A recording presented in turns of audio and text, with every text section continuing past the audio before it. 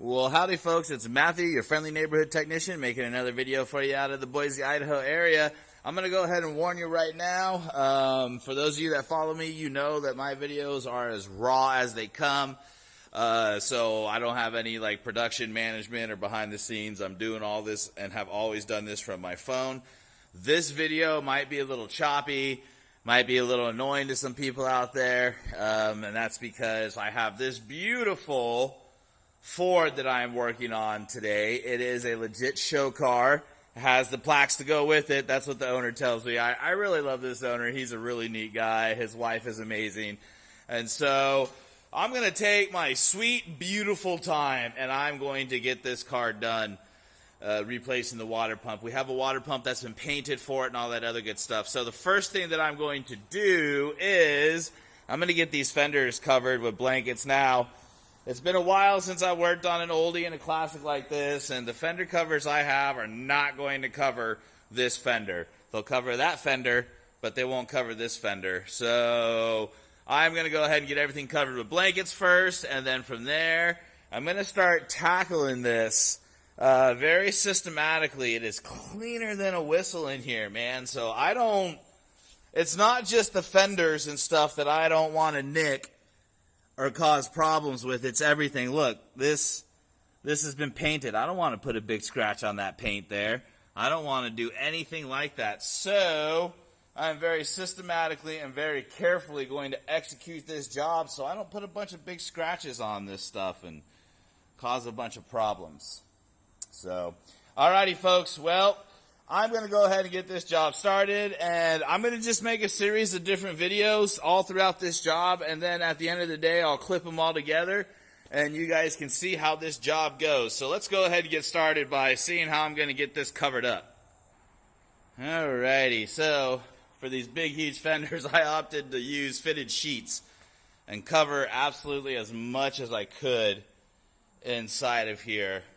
This is not a normal, straightforward mechanic's job, and it's because it's just such a beautiful vehicle. It really is. This is not your everyday situation. So, found some sheets to throw on and cover that all up. Now, normally you would have a big gigantic fan shroud and a big fan on the front of here, and so you just take that fan shroud out. This has been really nicely upgraded with electronic fans, okay?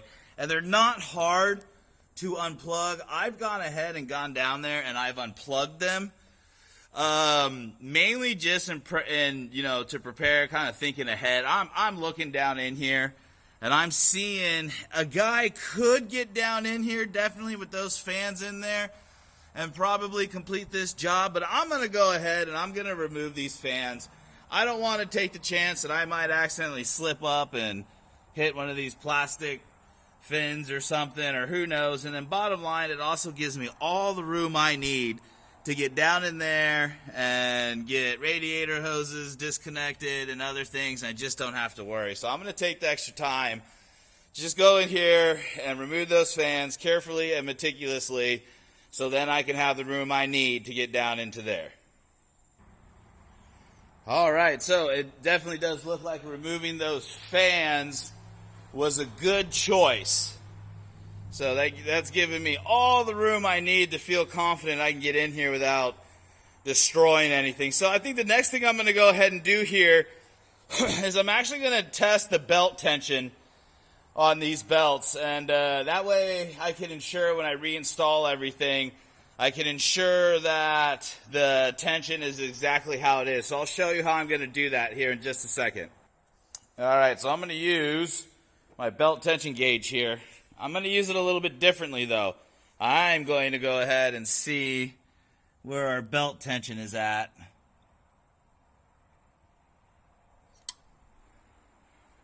Okay, that's about the same there.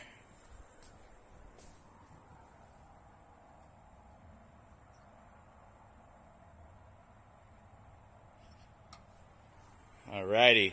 Okay, so I've got that set now. So when I reinstall this belt and I tighten this belt, I'll tighten it so I get the same pushback on that tensioner as I did now. So now I think before I loosen this belt up, I'm going to go ahead and use my 10 millimeter, get in here. I'm going to get that, this pulley off. I'm going to go ahead and loosen this pulley off next.